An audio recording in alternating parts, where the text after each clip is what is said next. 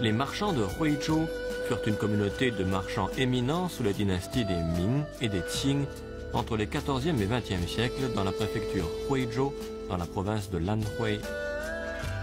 Avec leur fortune considérable, ils dominèrent la vie commerciale dans les villes et les bourgs au sud du Yangtze. Ils étaient des personnages particuliers ayant un attrait prononcé pour la culture, ce qui leur permit de les distinguer des autres marchands si nombreux dans le pays. Ils furent les seuls à convertir leurs gains en patrimoine culturel riche, et cette tradition culturelle originale et brillante continue à rayonner jusqu'à nos jours. Or, le fait qu'ils s'appuyèrent sur la protection du pouvoir politique décida de leur sort tragique.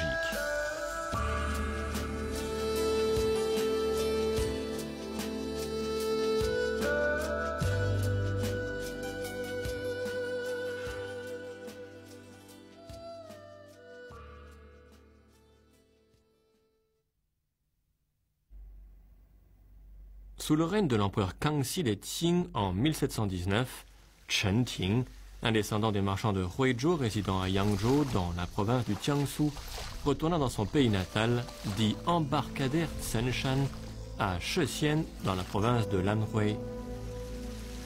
Il fut stupéfait par le paysage pittoresque d'eau et de montagnes dans cette campagne ancestrale. Il l'a décrivé dans son voyage printanier par bateau à voile. Les villages sont dispersés partout dans la région.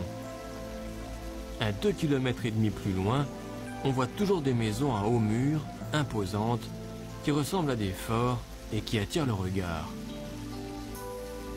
Quand Chen Ting entra dans ces villages, si vivants, ce qu'il ressentait n'était peut-être pas seulement de l'émerveillement.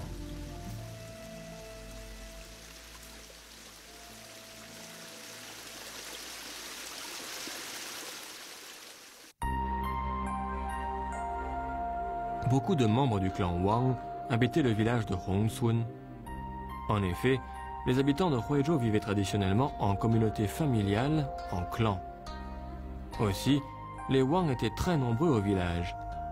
C'était donc une grande famille dans la région. Le village Hongsun fut construit sous la dynastie des Song du Sud au XIIIe siècle. Il était réputé pour son art du feng shui, que nous ignorons aujourd'hui. À l'époque, quand He Keda, maître en feng shui très apprécié à Huizhou, conçut ce village, il entrevit probablement la future prospérité de ce village qu'il symbolisa sous la forme d'un bœuf. Toujours est-il que les membres du clan Wang réussirent à prospérer par la suite et certains d'eux devinrent de grands marchands ou des mandarins haut placés dans l'administration, tels Wang Daxie, Premier ministre et ministre des Finances de la République de Chine en 1921, et Wang Dingui, magnat du sel vers la fin de la dynastie des Qing. Marchand de sel, Wang Dingui ne lésina pas sur les dépenses financières afin de construire sa résidence, dite salle Changzhi.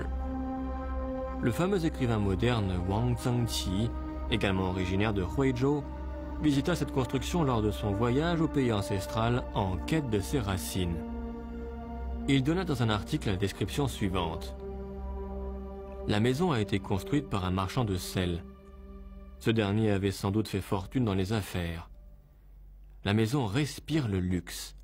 La partie principale du complexe comprend 2 cours carrées successives, séparées par une cour intérieure entourée de murs à tête de cheval. À l'étage, il n'y a pas de cloisonnement. Ce lieu servait sans doute d'entrepôt.